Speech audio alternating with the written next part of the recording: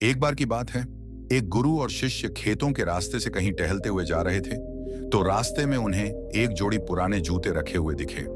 उन्होंने इधर उधर देखा तो थोड़ी दूरी पर एक किसान खेतों में काम कर रहा था और वह जूते उसी के थे।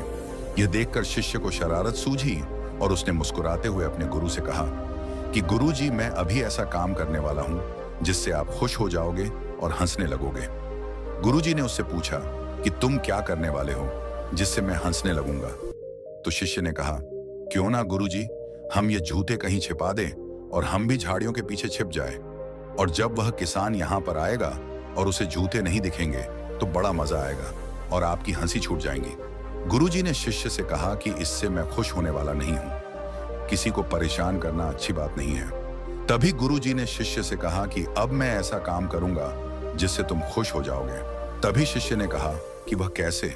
गुरुजी ने कहा, तुम बस झाड़ियों के पीछे छुप जाओ, मैं 2 मिनट में आ रहा हूं। शिष्य झाड़ियों के पीछे जाकर छिप गया और गुरुजी ने उन दोनों जूतों के साथ क्या किया पता नहीं, और थोड़ी देर के बाद वह भी झाड़ियों के पीछे आकर छिप गए। फिर थोड़ी देर के बाद किसान वहां पर आया। जैसे ही उस किसान ने एक जूते में अपना पैर डाला, उसे जूते में कुछ होने का एहसास हुआ।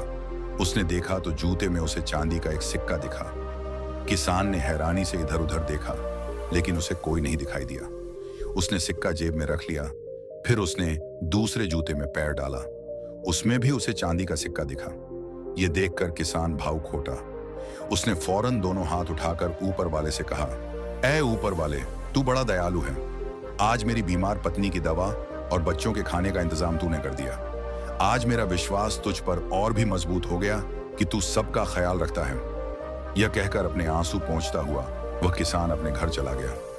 यह नजारा देखकर शिष्य हैरान हो गया और अंदर ही अंदर उसे बहुत खुशी महसूस होने लगी और उसे अच्छा फील होने लगा।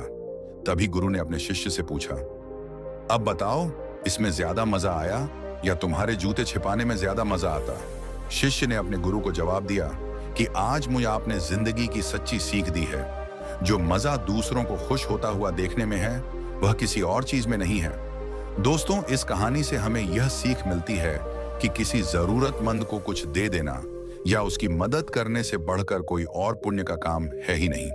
अब जहां कहीं भी आपको किसी अनजान इंसान के साथ शरारत करने का सूझे, तो वहां पर इस तरह की शरारत करके देखना, आपको सच में बहुत मजा आएगा। या फिर आप जब अपना जन्मदिन मनाते हो तो केक या दोस्तों को पार्टी देने के बजाय किसी हॉस्पिटल या रेलवे स्टेशन के बाहर जाकर वहां के लोगों को कुछ खिला देना। आपको अपना जन्मदिन मनाने पर गर्व महसूस होगा। तो अगर आप इस कहानी को और भी लोगों तक पहुंचाना चाहते हो तो इस वीडियो को लाइक करिए ताकि सभी लोग आगे बढ़ सकें। चैनल को सब्सक्राइब जरूर करना मेरे दोस्तों।